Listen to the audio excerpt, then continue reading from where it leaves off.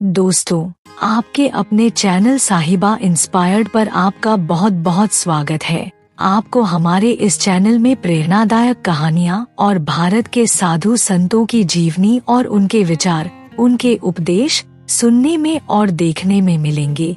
आशा है आप हमारे इस चैनल को पसंद करेंगे और हमें बहुत प्यार देंगे। आप सबके विश्वास पर मैं आज का वीडियो शुरू करती हूँ। दोस्तों, बहुत पहले की बात है। एक गांव में विजय सिंह नाम का जमींदार रहता था।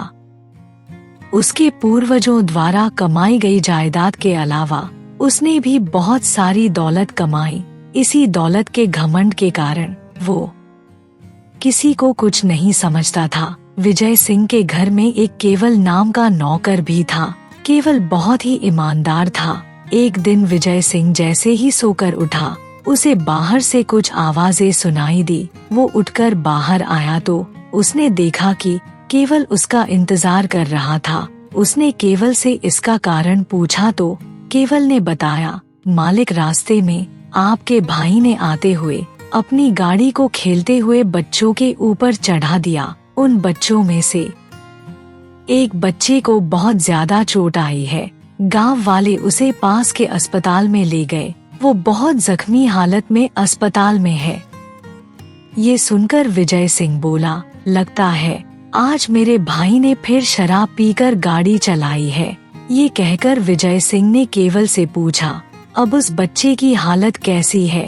केवल ने कहा, मालिक, उस बच्चे का पैर टूट गया है, जिसके कारण उसके परिवार वाले और उसके माता पिता बाहर दरवाजे पर आए हैं और कह रहे हैं कि आपके भाई की शिकायत राजा से करेंगे। जब मैंने उनको राजा के पास जाते हुए देखा तो मैं उन्हें अपने साथ ले आया और उनको कहा, एक बार मेरे मालिक से बात कर लो, उसके बाद तुम राजा के पास चले जाना। विजय सिंह ने केवल की बात सुनकर कहा, तुमने ये बहुत अच्छा किया।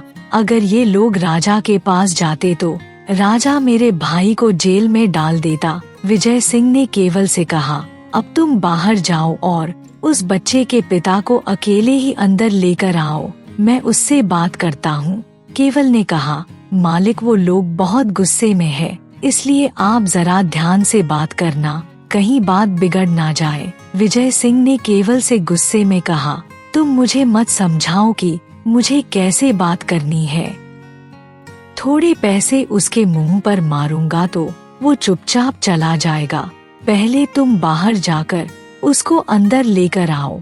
विजय सिंह की बात सुनकर केवल बाहर चला गया और जाकर उनको कहा, तुम सब लोग एक तरफ खड़े हो जाओ। फिर उसने बच्चे के पिता से कहा, तुम अंदर आओ, मालिक तुमसे बात करना चाहते हैं। बच्चे के पिता ने कहा, मुझे अंदर क्यों बुला रहे हैं? तुम उन्हें ही बाहर आने के लिए बोलो, नहीं तो उनके भाई को हमें सौंप दो, हम अपने आप उसको सजा दे देंगे। केवल ने उसकी बात सुनकर कहा, तुम इतना नाराज क्यों हो रहे हो? एक बार बात कर लोगे तो क्या हो जाएगा? वो क्या कहना चाहते हैं, एक बार सुन तो लो। अगर तुम्हें उनकी बात पसंद नहीं आई तो फिर तुम जैसा चाहे करना। ये सुनकर बच्चे का पिता केवल के साथ अंदर चला गया। विजय सिंह ने उसको देखकर पूछा, क्या तुम्हारे ही बच्चे को चोट लगी है? बच्चे के पिता ने हाँ में सिर हिलाया। ये देखकर विजय सिंह ने पूछा, अब तुम्हारे बच्चे की तबीयत कैसी है? ये सुनकर बच्चे का पिता गुस्से में बोला, मेरे लड़के का पैर टूट गया है। अगर हम लोग वहाँ ना होते तो हमारे बच्चे की जान चली जाती। और तुम्हारे भाई ने ये सब कुछ पहली बार नहीं किया है। वो हमेशा शराब पीकर घोड़ा गाड़ी चलाता है और गांव वालों को नुकसान पहुंचाता है। विजय सिंह ने उसकी बात सुनकर कहा, मैं खुद भी उसको समझा कर थक गया हूँ। इस बार मैं उसे सख्ती से समझाता हूँ। उसकी बात सुनकर बच्चे का पिता बोला, इस बार तुम्हारे भाई को बख्शा नहीं जाएगा। इस बार मैं राजा से शिकायत जरूर करूंगा और उसको सजा भी दिलवाऊंगा, क्योंकि आज उसने बच्चे का पैर तोड़ा है, कल को किसी की जान भी ले सकता है, इसलिए इस बार उसे माफी नहीं मिलेगी। विजय सिंह ने उसकी बात सुनकर कहा, इस तरह से जिद करने से क्या होगा? तुम्हारे बेटे का पैर टूट गया है, मैं उसका अच्छी तरह से इलाज करवाऊंगा और ऊपर से तुम्हें 1000 रुपए भी दूंगा। उसकी बात सुनकर बच्चे के पिता ने कहा, मैं यहाँ आपके पास पैसों के लिए नहीं आया हूँ। आप अपने भाई के बारे में कुछ बात करोगे, इसलिए मैं आया था। तुम मेरे बच्चे की चोट के बारे में नहीं सोच रहे हो, तुम सिर्फ अपने भाई के बारे में ही सोच रहे हो। कल को तुम्हारा भाई अगर किसी की जान ले लेगा तब तुम क्या करोगे? विजय सिंह ने उसकी बात सुनकर कहा, तुम्हारी बात बिल्कुल सही है, लेकिन क्या तुम मेरी बात नहीं मानोगे? तुम्हारे बच्चे के इलाज का पूरा खर्चा मैं दूंगा। केवल पास में खड़ा ये सब कुछ सुन रहा था। उसने बच्चे के पिता से कहा, मालिक बिल्कुल सही कह रहे हैं, तुम एक बार सोच कर तो देखो, तुम्हें 1000 रुपए कमाने में कितना समय लगेगा। ये सुनकर बच्चे के पिता ने कहा, आप सब कुछ पैसों से नहीं खरीद सकते, वैसे भी बहुत बार तुम्हारे भाई को छोड़ दिया गया है, इस बार नहीं छोड़ेंगे। विजय सिंह ने बच्चे के पिता से कहा, तुम्हें मेरे भाई को सजा दिलवा कर क्या मिलेगा? मैं तुम्हारे बच्चे के इलाज के साथ साथ तुम्हें 2000 रुपए अभी देता हूँ और साथ में 500 रुपए अलग से इलाज के लिए भी अभी ले लो और इस बात को यहीं पर खत्म कर दो। इस तरह विजय सिंह ने कुछ देर बात करने के बाद बच्चे के पिता को चुप रहने के लिए मना लिया और उसको पैसे देकर घर भेज दिया। उसके जाने के बाद विजय सिंह हंसता हुआ बोला, देखा केवल, पैसे में कितनी ताकत है। इतना गुस्से में आया था और पैसे लेकर चुपचाप वापस चला गया। इस दुनिया में पैसों से हर चीज खरीदी जा सकती है। विजय सिंह की बात सुनकर केवल ने कहा, मालिक आप सही कह रहे हो, लेकिन सब कुछ पैसों से खरीदा जा सकता है, ये आपका वहम है, ऐसा नहीं हो सकता। फिर केवल ने कहा, मालिक आप अपने भाई को समझाइए, नहीं तो उसकी गलतियों का पैसा आप भरते ही रहोगे। विजय सिंह ने उसकी बात सुनकर गुस्से से कहा, तुम फालतू मत बोलो और जाकर कल का हिसाब लेकर आओ। उसी समय विजय सिंह की पत्नी लक्ष्मी वहां पर आई और बोली, 4 दिन बाद मेरी बहन की शादी है, आप जाकर उसके लिए एक सोने का हार लेकर आओ। विजय सिंह ने कहा, शहर में मेरा एक दोस्त है, उसकी बहुत बड़ी दुकान है, मैं अभी जाकर उससे हार लेकर आता हूँ। थोड़ी देर बाद विजय सिंह केवल को साथ लेकर शहर चला गया। जब वो जा रहे थे तो रास्ते में केवल ने कहा, मालिक यहाँ पास में एक बहुत बड़े महात्मा रहते हैं जो बहुत ही ज्ञानी और समझदार है। अब हम इस तरफ आए हैं तो क्यों ना एक बार उनके दर्शन करते चले। विजय सिंह ने उसकी बात सुनकर कहा, क्यों नहीं, उनके दर्शन करके ही हम आगे चलेंगे। इसी तरह दोनों महात्मा के पास पहुँचे।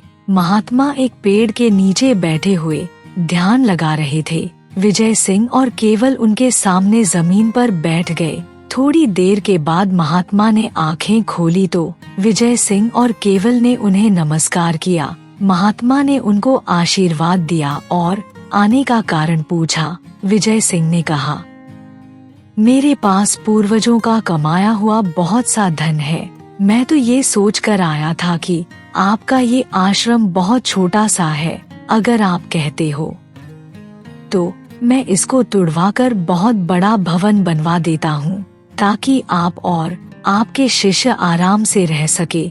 महात्मा ने कहा, बेटा हमें इस दुनिया के सुखों से क्या लेना देना, मुझे जितनी जरूरत होती है वो परमात्मा दे देता है। तभी वहाँ पर एक शिष्य आया और महात्मा से बोला, गुरुजी, 2 दिन पहले जो आदमी यहाँ आया था उसके बेटे की मृत्यु हो गई है। महात्मा ने ये सुनकर कहा, वो बहुत बीमार था और उसकी मृत्यु आज ही लिखी हुई थी।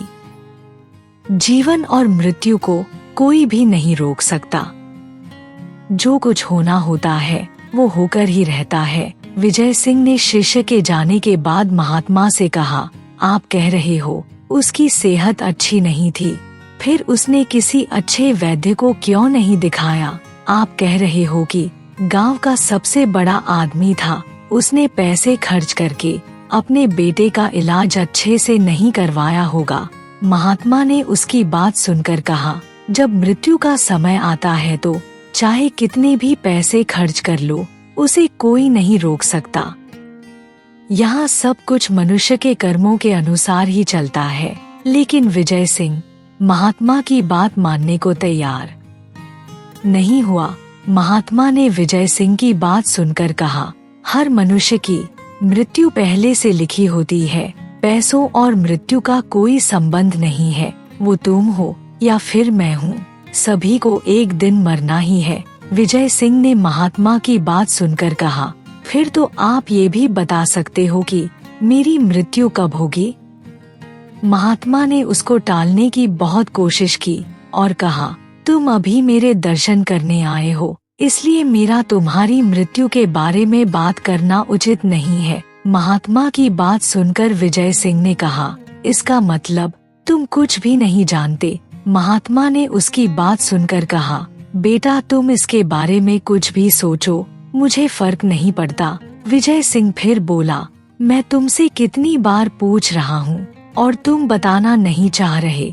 इसका मतलब तो यही हुआ कि तुम कुछ भी नहीं जानते और ऐसे ही भोले भाले लोगों को बेवकूफ बना रहे हो।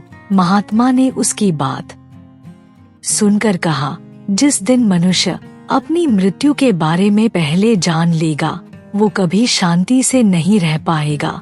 इसलिए मृत्यु जिस दिन आएगी, बिना जाने ही अच्छा है। विजय सिंह ने फिर कहा, आप बताओगे कि नहीं, मेरी मृत्यु कब होगी।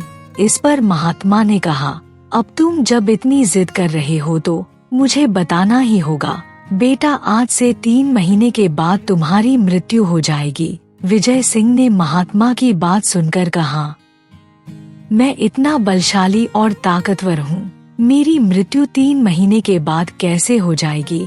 मुझे आपकी बात पर विश्वास नहीं है। ये कहकर विजय सिंह केवल को साथ लेकर वापस घर की तरफ चल दिया और जो कुछ भी रास्ते में हुआ, घर जाकर उसने अपनी पत्नी को बताया। अपने पति की बात सुनकर वो बोली, मुझे ये बात सुनकर बहुत डर लग रहा है, क्यों ना हम चलकर किसी से इसका उपाय पूछे। विजय सिंह ने उसकी बात सुनकर कहा, मैं उस महात्मा से अब दोबारा मिलना नहीं चाहता। वैसे भी वो महात्मा कल सुबह यहाँ से जा रहा है, इसलिए उससे मिलना नहीं हो पाएगा।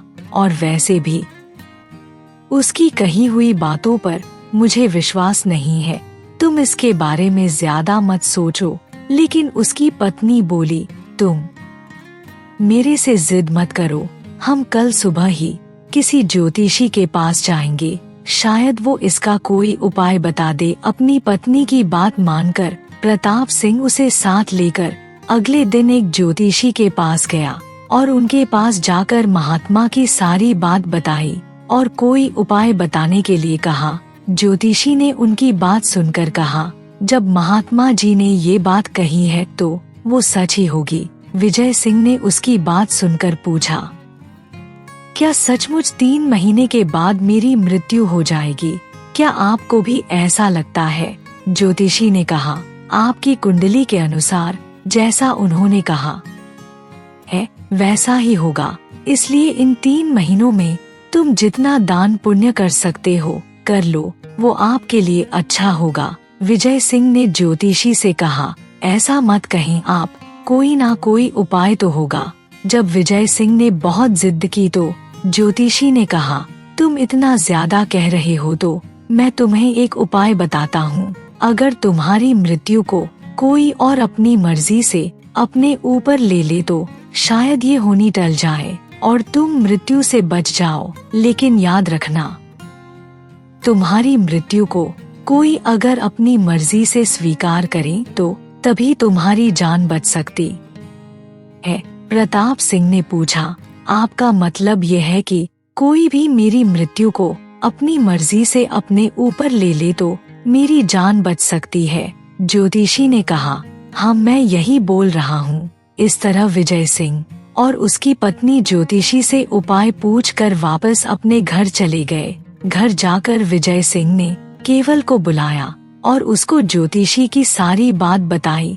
केवल ने उनकी बात सुनकर कहा, मालिक ऐसा कौन सा इंसान होगा जो अपनी मर्जी से आपके लिए अपनी जान दे देगा। विजय सिंह ने कहा, पैसों में बहुत ताकत होती है, तुम जाकर आसपास के लोगों को ये बात बताओ कि जो भी मालिक की मृत्यु अपनी जान के बदले स्वीकार करेगा, मालिक उसे माला माल कर देंगे।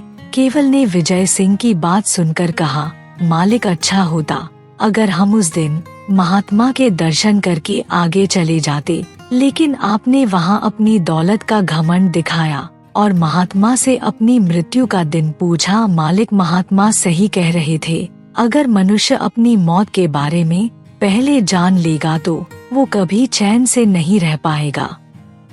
विजय सिंह ने उसकी बात सुनकर कहा, अब मुझसे ज्यादा बहस मत करो और जो काम तुमको कहा है वो करो।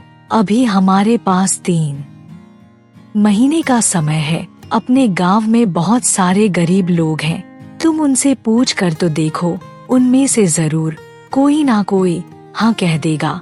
केवल विजय सिंह की बात मानकर गांव में चला गया। रास्ते में केवल को एक बहुत ही गरीब आदमी नजर आया। केवल ने उससे पूछा तो उसने इनकार कर दिया और बोला, वैसे भी विजय सिंह बहुत ही घमंडी आदमी है, उसके लिए कौन अपने प्राण देगा। ये कहकर वो आदमी जाने लगा तो केवल ने उसको कहा, तुम गांव में किसी और से बात करके देखो जो बहुत ज्यादा गरीब हो। उस आदमी ने कहा, ठीक है, मैं देखता हूँ। ये बोलकर वो चला गया। कुछ दिनों के बाद रामू नाम का एक गरीब आदमी केवल के पास आया और बोला, मैं मालिक के बदले उनकी मृत्यु लेने को तैयार हूँ। केवल ने रामू की तरफ देखा और बोला, तुम्हारी तो उम्र बहुत ही कम है, तुम्हारे बाद तुम्हारी बीवी और बच्चों का क्या होगा। रामू ने केवल की बात सुनकर कहा, मैं बहुत ज्यादा गरीब हूँ, मेरे पास उनको खाना खिलाने तक के पैसे भी नहीं है, लेकिन अगर मैं तुम्हारे मालिक की मृत्यु अपने ऊपर ले लेता हूँ तो तुम्हारा मालिक जो पैसे देगा उससे मेरी बीवी बच्चों का जीवन आराम से गुजर जाएगा। केवल उसको विजय सिंह के पास ले गया। रामू ने विजय सिंह से कहा, मालिक मैं आपकी मृत्यु लेने को तैयार हूँ, लेकिन बदले में मुझे 1 लाख रुपए चाहिए। विजय सिंह उसकी बात सुनकर खुश हो गया। वो बोला, हाँ क्यों नहीं, मैं तुमको 1 लाख रुपए अभी देता हूँ। रामू ने विजय सिंह से कहा, मालिक मेरी आपसे प्रार्थना है, इस बात को मेरे घर वालों को पता नहीं चलना चाहिए। मेरी मृत्यु के बारे में सुनकर वो सह नहीं पाएंगे। विजय सिंह ने कहा, मैं वचन देता हूँ, ये बात तुम्हारे घर वालों को नहीं बताऊंगा। इस तरह रामू वहाँ से पैसे लेकर चला गया। उसके जाने के बाद विजय सिंह ने केवल से कहा, तुम बोल रहे थे ना, पैसों से जीवन नहीं खरीदा जा सकता। ये देखो, मैंने 1 लाख रुपए के बदले में होनी को ही बदल कर रख दिया। पैसों से सब कुछ खरीदा जा सकता है। केवल ने उसकी बात सुनकर कहा, मालिक वो बहुत गरीब था, इसलिए आपकी बात मान गया। उसने ये सोचकर ऐसा किया कि अगर मैं दुनिया में ना रहा तो कोई बात नहीं, लेकिन मेरे बाद मेरा परिवार तो सुखी रहेगा। विजय सिंह ने हंसते हुए कहा, अब हम 3 महीने के बाद उस महात्मा के पास चलेंगे और उसको बताएंगे कि पैसों से सब कुछ खरीदा जा सकता है। इस तरह विजय सिंह अब आराम से जीवन जीने लगा। 3 महीने के बारे में अब वो भूल ही गया था। एक दिन विजय सिंह शहर से वापस आ रहा था तो रास्ते में उसने रामू को देखा। विजय सिंह उसको देखकर चकित रह गया। वो सोचने लगा, ये अभी तक जिंदा कैसे है? क्या अभी तक 3 महीने हुए नहीं है? कहीं महात्मा और ज्योतिषी ने मुझे बेवकूफ तो नहीं बनाया? उसने अपनी घोड़ा गाड़ी रोकी और रामू को बुलाया और उससे पूछा, तुम यहाँ कहाँ घूम रहे हो? रामू ने कहा, मालिक आज मेरा आखिरी दिन है। आज 3 महीने पूरे हो रहे हैं, इसलिए मैं अपने बच्चों और बीवी के लिए शहर से कुछ लेने गया था। अब कल से मैं नहीं रहूंगा ना, इसलिए उन्हें आज मैं अच्छी तरह से खुश देखना चाहता था। विजय सिंह ने उसकी बात सुनकर कहा, अच्छा आज तुम्हारा आखिरी दिन है, चलो मैं भी गांव में जा रहा हूँ, तुम भी मेरे साथ गाड़ी में बैठ जाओ, मैं तुम्हें भी छोड़ देता हूँ। रास्ते में विजय सिंह को रामू ने बताया, मालिक आपके दिए हुए पैसों से मैंने अपने परिवार के रहने खाने पीने का अच्छी तरह से इंतजाम कर दिया है। अब वो मेरे जाने के बाद आराम से सुखी जीवन बिताएंगे। अभी वो बातें कर ही रहे थे कि बहुत तेज बारिश होने लगी और साथ में भयंकर बिजली कड़कने लगी। विजय सिंह इस मौसम में बारिश और बिजली को देखकर चकित रह गया। उसने सोचा, लगता है आज इसके मरने का समय आ गया है। अगर मैं इसके साथ रहा तो मेरी जान को भी खतरा हो सकता है। ये सोचकर उसने घोड़ा गाड़ी रोक दी और रामू को कहा, मुझे यहाँ कुछ काम है, तुम यहाँ उतर कर अपने गांव चले जाओ, मैं थोड़ी देर के बाद आता हूँ। विजय सिंह के कहने पर रामू वहाँ पर उतर गया। अभी विजय सिंह रामू को उतार कर थोड़ा आगे ही गया था कि विजय सिंह की गाड़ी के ऊपर बिजली गिरी और बिजली गिरने से विजय सिंह की मृत्यु हो गई। जब केवल को ये पता चला तो वो ज्योतिषी से मिलने के लिए चला गया और जाकर उनको कहा, ये क्या हुआ? ज्योतिषी जी, आपके कहने के अनुसार ही मालिक ने अपनी मृत्यु किसी और व्यक्ति को दे दी थी, लेकिन आज वो व्यक्ति जिंदा है और मेरे मालिक की मृत्यु हो गई है। आपने मेरे मालिक को धोखा क्यों दिया?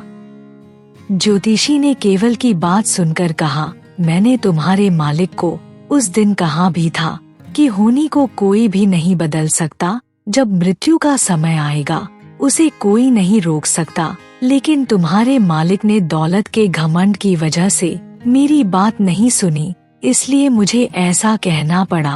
पर वैसे भी अगर पैसों से जीवन खरीदा जा सकता तो इस दुनिया में कोई भी अमीर आदमी कभी मरता ही नहीं। केवल ने ज्योतिषी की बात सुनकर कहा, पैसों से सब कुछ खरीदा जा सकता है, ये मेरे मालिक सोचते थे, लेकिन पैसों से जीवन की कीमत नहीं लगाई जा सकती। दोस्तों, होनी कभी भी नहीं बदल सकती। जिस दिन उसका समय होगा वो जरूर आएगी और जिसकी मृत्यु लिखी होगी उसे अपने साथ जरूर लेकर जाएगी। दोस्तों, वीडियो अच्छा लगा हो तो चैनल को सब्सक्राइब जरूर करें। वीडियो पूरा देखने के लिए आपका बहुत बहुत धन्यवाद।